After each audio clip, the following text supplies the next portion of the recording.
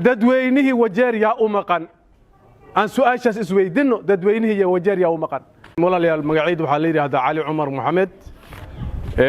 mudanaha laga soo doortay magaalada Bute maantadan aad u jeedaan waxaan ka hadlayaa musuqmaasuqa ka jira ofisyaha assemblyga Wajeer County Assembly musuqmaasuq daran ayaa ka jira waxaan leeyahay kooxda la yiraahdo County Assembly Service Board oo speakerga chairman uu yahay oo afduubtay xuquuqdii ma aragtaa mudanayaalkii la soo doortay ilaa shaqaalihii ay afduubeen soo aqalkii oo dhan ba afduub ku maqan xuquuqdii ba afduub ku maqan Mombasa ba hadda dabaal loo aaday waxa ku bixi kara lacag 7 milyan iyo gogo ba ku bixi karta lacagihii mayleedyaalkii bishii 8 ilaa iyo ma aragtaa allaawasyaalkii dadka shaqaalaha iyo mudanayaalkii ayaan la bixinin sharciyaalkii la hagaajinay ayaa ma aragtay baqshadaha ku dhex jira oo la leeyahay lacag looma haayo NGO ba ma aragtay bixinaysay la leeyahay transport bixinaysay ba la leeyahay budgetkina wuxuu ku jiraa county assembly uu ku jiraa sabab ay NGO hatta ma aragtay u bixisa ma aragtay ay u bixisa transport waan garan la'nahay iyadoo lagu daray lacagta waliba budgetka safartan waa lagu daray oversight money ayaa lagu daray marka wixii ma aragtay sharci ahaa oo ma aragtay Wajeer County loo hagaajin lahaa waxa la hagaajiyay hal baa la hagaajiyay kaasna waa kii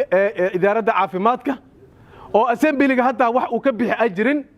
lacagtaasna meel ay ku bixi doonto lama aqaano ma aragtay public participation baan subinay biilkii baan baas marinay ma aragtay waxa bixinay transportka waxa bixinay save the children baa bixinaysa dadkii ma aragtay aaday public participation ka jeebkooda bay ka baxsanayeen biyo cabayeen jeebkooda bay ka baxsanayeen oo ka mid yihiin mudanayaalka ka mid yihiin man naqaana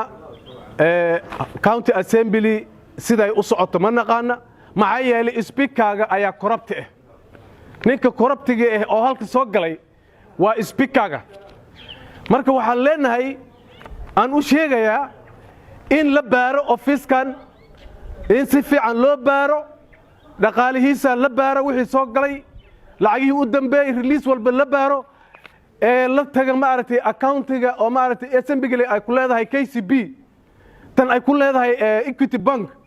in la soo qaado oo dadka ay imaadaan anti corruption ay imaadaan oo accountigaas la soo qaado the operation lagu subo in laga soo qaado oo la baaro lacagtaas meesha ku bixays in la baaro taasaan codsanayaa marka musuqmaasuqa halka ka jira ofisyahan waad u jeedaan kulligood shaqaalihii baa meeshan iska taagan haddaad weydiis hebel ma joogaa lagu leeyahay speaker ma joogo mar Dubai ku maqan yahay mar Mombasa ku dabaalanaya marka dadweynihii Wajeer yaa u maqan aan su'aashaas isweydiino dadweynihii iyo Wajeer yaa u maqan aqalkina afku ka xiran yahay ofisiyiin shaqaale ma aragtay iska dhax fadhiya biilaan hata ay dhax fadhiyaan biyo hata ay cabaan ma haystaan marka walaal meeshan lacagtii iyo xuquuqdii iyo xukunkii iyo sharcigiba nin baa jeebka ku wata sida kibaandarkiisa loo gooyahan ayuu jeebka ku wata marka tan waxa way oohinta orgiga way ka weyntahay tir Soomaali oohinta orgiga way ka weyntahay dad yar oo ma aragtay mudanayaal yar oo asaga jeebka ku wata way ka weyntahay dadkii musuqmaasuq baaray oo Kenya meeshan halkan ay imaadaan intaas warku soo barbaar